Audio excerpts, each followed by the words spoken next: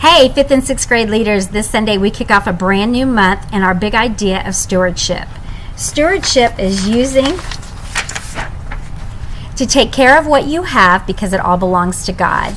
We are going to answer the question, how can you treat everything like it belongs to God? I think this is a hard concept for anyone as we refocus that all of the stuff that we have and everything in this world belongs to God. And that's especially true for kids. What we want them to do is we want the kids to walk away with a plan on how they will treat what they have and treat it like it belongs to God, because it does. As we kick off this month, we're going to look at something that David wrote in Psalms chapter 24, verse 1. And it says, "The earth belongs to the Lord, and so does everything in it. The world belongs to Him, and so do all those who live in it." And what David wrote at the start of the Psalms is such an important reminder for each one of us. And as we head into the month talking about stewardship, we really want the kids to focus on who the Creator is and the fact that everything in this world, seen and unseen, big and small, all belongs to God. Our bottom line this week is, remember, everything belongs to the Lord. As your 5th and 6th graders arrive, they're going to have a little bit of an extra activity this week.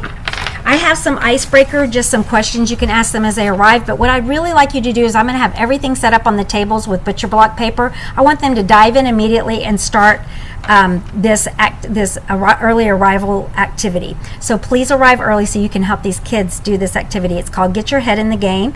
And what we're going to do is I will have the butcher block paper, like I said, on the tables. And the goal is there's going to be alphabet cereal or alphabet pasta, whichever I can find, laid out on their table. And they're going to try to create as many words as possible with that cereal. And then you will also give them a chance, bonus points, if they can come up with God-related words. And then there's some discussion questions or discussion that you can have before you lead them to large group that kind of sets them up for what our theme is going to be for this week. Their first activity after you guys do your lesson is called Take a Snapshot. I really like this. I'm going to set up on our computer a PowerPoint so that you guys can do a countdown like we do in the Reef. We are now counting down our each activity, so it gives you a chance to know how much time you have. So there's 7 minutes allotted for activity 1. Like I said, it's called Snapshot. You're going to take sticky notes and you're going to pass them around to each one of the kids. You're going to give them pens or colored paper. You're going to encourage them to draw a picture or write the name of the most prized possession. What thing do they value more than anything else that they have? And if they could only take one thing with them on a long trip, or if their house was on fire and they could only run out of the house with one thing, what would that be? Then show them where to put their sticky notes. So I'm going to have a little board for you to put the sticky notes on. And then give them a chance to quickly, 1 or 2 sentences, share why they chose the thing that they chose. And then you're going to wrap that up about how these prized possessions are not just theirs, they belong to God. All right, so activity 2. I'm going to allot 8 minutes for this because this is your dive deeper discussion questions. If you can, I'd love for you to divide up into 2 groups, but if you only have 1 leader, then you can only do 1 leader. There's not very many questions. There's only 4 questions this week. I just have about 8 minutes, but if you end earlier, go ahead and move on to the next activity because I have 4 activities for you guys this week. Number 3 is called Verses to Take With You, and I have about 5 minutes for that. You're going to share this month's memory verse that comes from Luke chapter 16 verse 10, and what we want you to do is read the verse to them, and then I want to put the verse into their own words and see if anyone has any personal examples of what that verse looks like. This is also a great opportunity for you to share a personal story of what you might have, a story that applies to this verse and can make it applicable to them. And then they're going to end with prayer. And you're going to again hand out sticky notes. So we'll have lots of sticky notes for you in there. They need pens and pencils for this activity as well. You're going to ask them to think of something small they can do to show they are trustworthy and dependable. This is a huge one. 5th and 6th graders start having more responsibility of getting up on time, making sure they bring home homework, especially when they move from class to class.